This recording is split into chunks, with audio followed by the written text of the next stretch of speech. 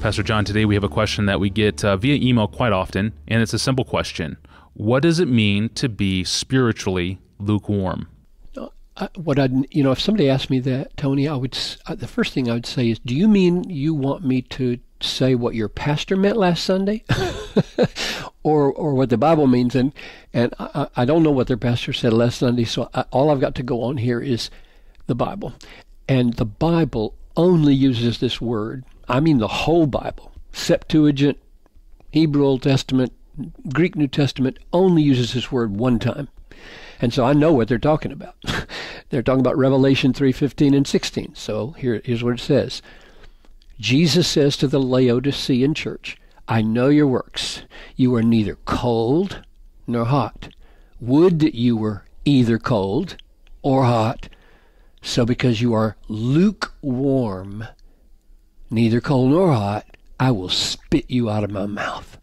And that is about as scary as it gets, right? If a Christian says, I'm lukewarm, that means he may spit me out of his mouth. That means rejection. So I can see why the question comes up. Now, I'll give my take on this. Some people take cold and hot to refer to both good things.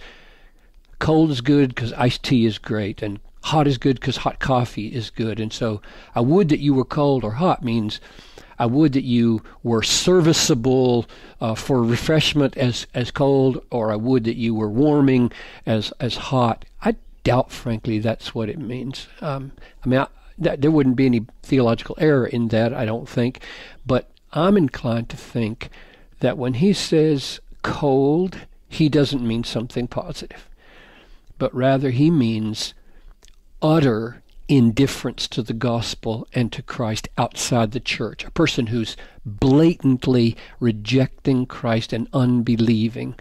And hot are those who are utterly devoted to Christ, like Paul said in Romans 12:11, boil. The word is, he said, be fervent in spirit. The word is literally boil in spirit. So Paul wants us, and Jesus wants us to be red hot for God.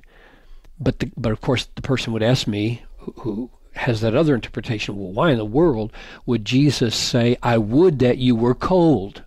I mean, why would he say that if you think cold is unbelieving? And my answer is, it's Jesus' way of saying, better to be totally outside the church and clearly, blatantly, unhypocritically unbelieving than to be a compromised believer who puts on all the pretenses of church membership and religiosity, but inside there is no true commitment to Christ and no sense of need for Jesus at all. I have in my mind 2 Peter 2 where it says there are people who have escaped from the defilements of the world through the knowledge of the Lord. Then they become entangled in them again, and their last state is worse for them than the first. So that's what I think Jesus has in mind.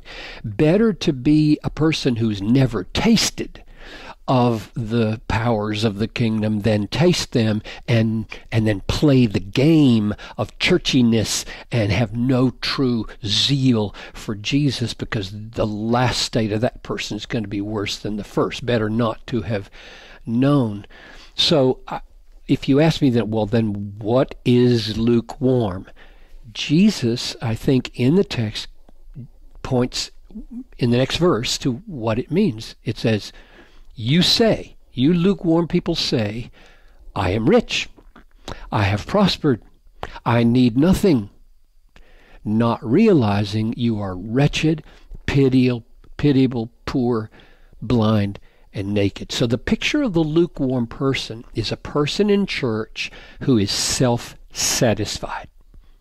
I'm rich, I've prospered, I need nothing, I've arrived, and they're not desperate. They're not desperate. They don't have a true view of themselves. What are they missing? They're missing the last part of that verse, not realizing you are wretched, pitiable, poor, blind, naked. So this is a group of people whose spiritual condition is in terrible shape, and they don't know it. They think they're just fine. And that is what will be spit out of Jesus' mouth. They're hypocrites. They're not true Christians. And what they need to do, according to the next verse, is buy from me gold refined by fire so that you can be rich. Buy from me white garments so that you can be clothed. And buy from me salve to anoint your eyes so that you can see. And here's the paradox. He just said to them they are poor. They can't buy anything. I remember preaching a sermon on this years and years ago. I think I entitled it, How to Buy Gold When You're Broke. And the answer is faith. This is a picture of a wretched, pitiable, poor, blind, naked person waking up and saying, my God, I'm naked. I'm blind. I don't know anything. I don't have anything. I'm utterly wretched. And then flying to Jesus, who has free gold and free garments and free salve for their eyes, and he'll give it to them, and they go wake up. And the effect of that is that it produces warmth towards Jesus. It produces the boiling of our spirit of gratitude and trust.